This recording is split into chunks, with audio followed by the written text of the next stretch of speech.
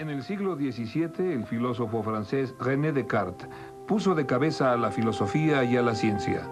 Una de sus ideas más extrañas fue la de que los animales no pueden sentir dolor ni placer.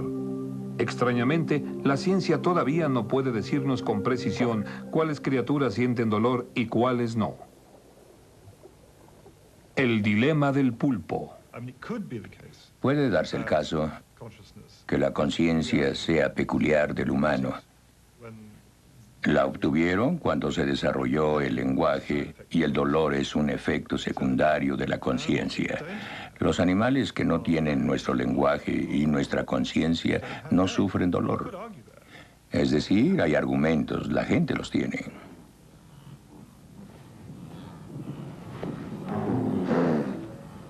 Si le pregunto si la zorra es destrozada por los sabuesos o lo que sea... ¿Sí? ¿Sufre dolor? ¿Qué me diría usted? Es decir, ¿lo sabe o no? Uno no lo sabe. Uno no sabe más de lo que usted y yo sabemos sobre el ser humano. Pero para estos animales está usando usted exactamente el mismo tipo de criterio que usaría para los seres humanos. En otras palabras, me pregunta si están exhibiendo el mismo tipo de conducta que la nuestra. ¿Tienen mecanismos ocultos que son iguales a los nuestros? La respuesta es sí. Gran Bretaña tiene un estricto control legal en la utilización de animales para investigación científica. La mayoría de ellos están protegidos por la ley para minimizar el sufrimiento si su sistema nervioso y patrones de conducta son similares a los nuestros. Originalmente se excluyó al pulpo. Tenemos un tipo de lista y recurrimos a otro animal para ver cuántos puntos podemos poner en esta lista. Cuando lo hacemos, nos encontramos con que casi todas las casillas están llenas en cuanto a aves y mamíferos. Es un poco más difícil en los peces, pero aquí tenemos muchos puntos. Cuando llegamos a los invertebrados, naturalmente hay menos y surgen problemas peculiares, particularmente con el pulpo. ¿Podría ampliar eso? ¿Qué se siente ser un pulpo con dolor y no reconocerlo? ¿Se puede? Es muy difícil. Hablo de que el pulpo tiene un cerebro enorme, pero su construcción es completamente diferente al de un vertebrado. Se desarrolla en forma totalmente diferente. Realmente no hay punto de comparación entre un cerebro de pulpo y uno de un vertebrado. En realidad tenemos que basarnos en nuestras conclusiones. En su conducta y en términos de conducta, el pulpo es muy listo. Hace muchas de las cosas que hace una rata o un mono pequeño. Es decir, son animales muy inteligentes. Esa fue la base sin tener nada que ver con el sistema nervioso.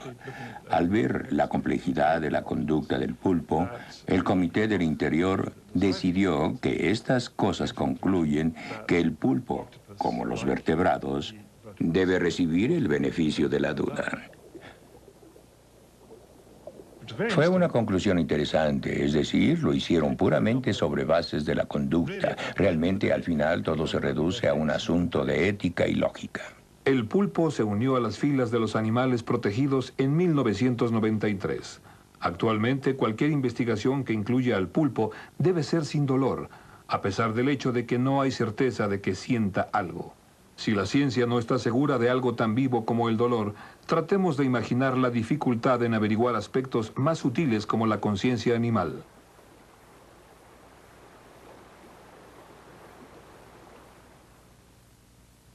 Si la consideración de la naturaleza de la mente animal no fuera tan complicada, los filósofos no se hubieran interesado en ella. ¿Qué se siente ser serpiente?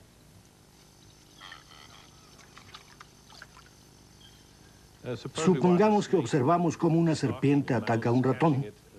Atraparlo, estrujarlo, matarlo y luego comérselo. Nos preguntamos, ¿qué sentirá la serpiente al hacer esto? Después vemos, y aparentemente nos damos cuenta por la gente a la que hemos estudiado que de hecho en esta aventura no hay un lugar único ni unitario en la serpiente. Cuando la serpiente busca al ratón, ¿lo busca visualmente o usa sus sensores termales? Persigue el calor.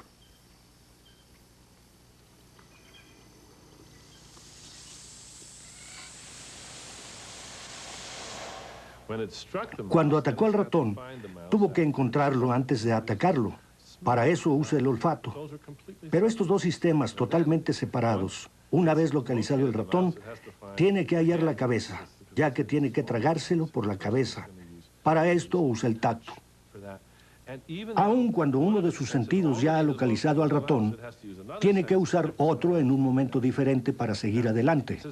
Como si hubiera tres diferentes serpientes. Una para cazar, una para localizar y otra para hallar la cabeza. ¿Y qué se siente ser serpiente? ¿Cuál? ¿Cuál de ellas? Tal pareciera que estas tres serpientes no cooperan, no colaboran, no están en la clase de organización que es la característica clave, obvia de nuestra conciencia. Nuestro tipo de conciencia es la que compara la visión con los sonidos y los sentimientos en la anticipación y en el recuerdo. Tenemos la maravillosa capacidad de recordar todo lo que hemos experimentado, tan solo si tenemos la suficiente paciencia, todo a la vez. Si otras especies no pueden hacerlo, entonces su conciencia es muy diferente a la nuestra. Tan diferente que llamarla conciencia en sí es quizá deceptivo. Creo que hay hechos muy asombrosos de este tipo que vamos a tener que aprender.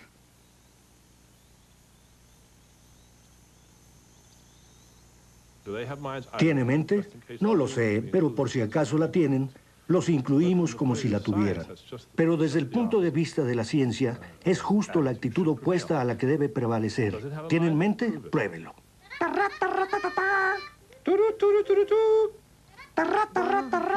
Naturalmente, una de las cosas que no se puede superar es la ausencia de palabras. Las palabras son importantes para la comprensión. Muchos grandes filósofos lo han dicho en el pasado, y yo creo que esto es algo en que los científicos piensan. Que sin palabras hay poco pensamiento del que comprendemos como pensamiento poco coherente si no hay palabras. ¿Cuántos hay aquí? ¿Cuántos? 2. Escucha.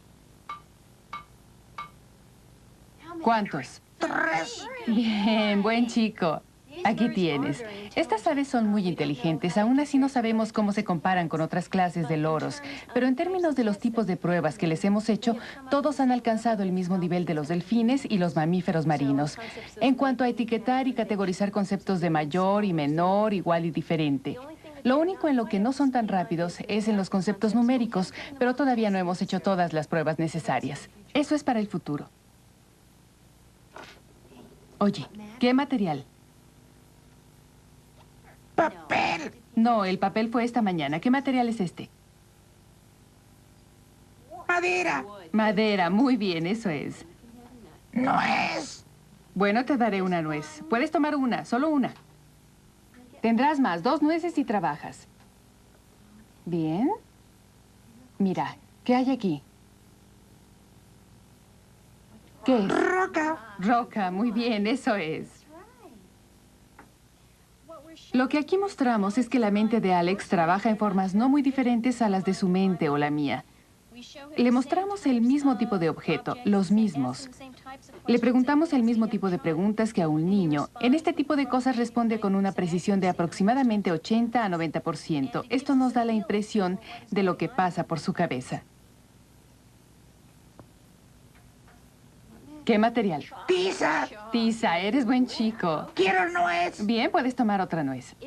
Esto sugiere que hay un nivel de conciencia que no hemos aceptado del todo en estos animales.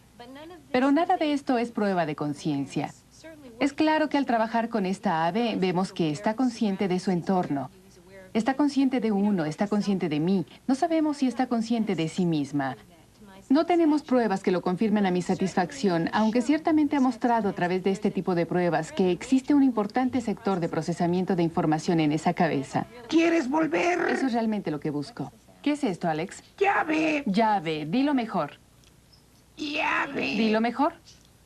Llave. Llave. Eso es, llave. Llave. Llave. ¿Quieres intentarlo, Kiev?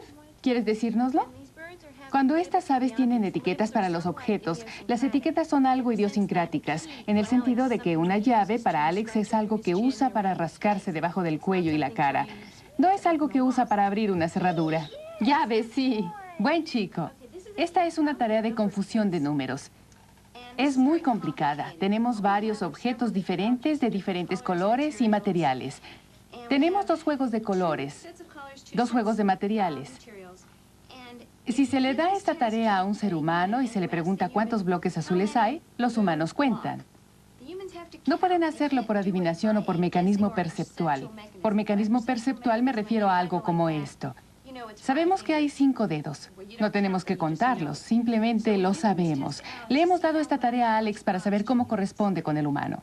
Bien. Bien, Alex, mira esto. Bien, le dejo tocarlos para que vea que son diferentes y sienta la diferencia. Bien, ¿cuántos bloques azules? ¿Cuántos? ¿Cuántos bloques azules? Quiero volver. Sé que quieres volver. Dime cuántos bloques azules hay y nos iremos a comer. ¿Cuántos bloques azules? 2, No, no hay 2 aquí. 3. 3 es correcto, buen chico. Ya Muy ves. bien, ¿lo haces de nuevo, Alex? Efectivamente, hay ciertos ejemplos espectaculares de conducta que se pensaban eran inteligentes, que eran indicativos de cierta complejidad psicológica en los animales. Luego hubo demostraciones posteriores que no fueron el caso. Quizás el caso más famoso es el listo Hans. Parece que Hans podía golpear con su casco para contar.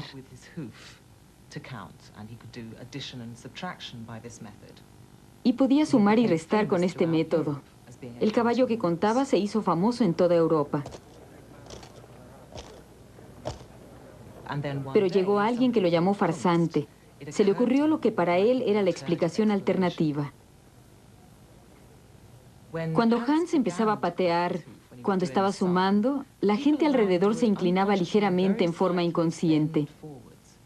Cuando Hans llegaba al número que ellos, los observadores humanos, sabían que era la respuesta correcta, casi imperceptiblemente miraban de nuevo al frente. Lo que es probable es que Hans fuera simplemente muy listo y seguía una pista. Todo lo que hacía en lo que concernía a él es patear su casco en el momento en que la gente miraba hacia abajo y se paraba cuando miraban hacia arriba. Ejemplos como este, por decepcionantes y espectaculares que fueran, fue lo que hizo desconfiados a los científicos.